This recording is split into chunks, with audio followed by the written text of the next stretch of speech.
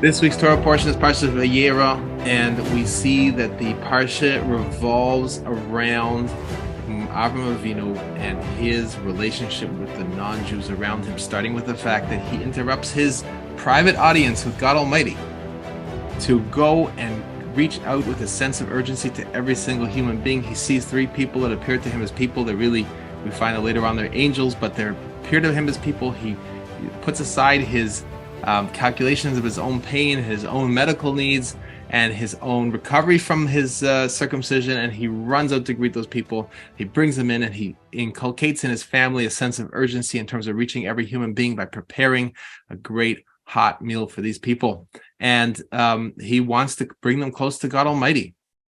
And then we see he then intercedes with God Almighty in a way of engaging with God Almighty to ask God Almighty to save the people of Sodom and Gomorrah despite their evil ways. He wants them to have another day that they could do tshuva, that he could be successful in his mission, that they should not, God forbid, perish, but rather they should have the opportunity to be brought close connection to God Almighty, that they should know that they're loved by God Almighty, that they should know that they're created in God Almighty's image, and they should have a chance to live accordingly.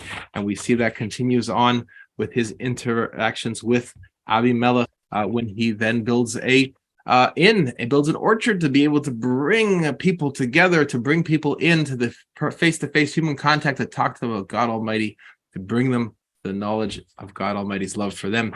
And then we see even with the Akedah, the binding of Isaac, his son, that it seemingly is such a unique Jewish event. What we see that God Almighty promises him as a result of his passing that test, and all the nations are going to be blessed in your merit.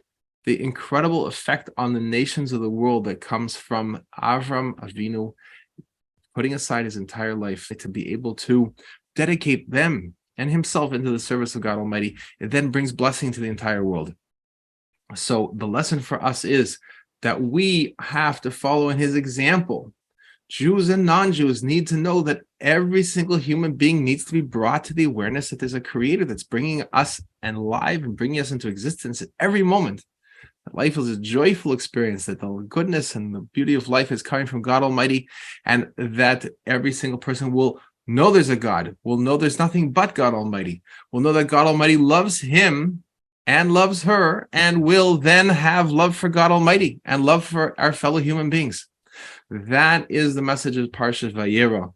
And Avraham Avinu has taken his decisions in the previous week's Parsha to change his viewpoint of the world, to then change the world's viewpoint of God Almighty. And he is now bringing that into action, and we have to act in the same way. The tremendous sense of urgency, an urgency that we want to bring the entire world to the revelation of God Almighty. We want to bring about the ultimate and true redemption, the true and complete redemption with Mashiach Tzidkenu, with the Messiah, our righteous Redeemer. And as the Lubavitch Rebbe has said, this is the last generation of the exile. It's going to be the first generation of the redemption. And the way that we make that transition is by acting like we are ready with a sense of urgency to actually bring every human being to recognize God Almighty. And we could do that. And we could do it one person at a time, 10 people at a time. Every person counts. And we are doing that right now. God bless you all.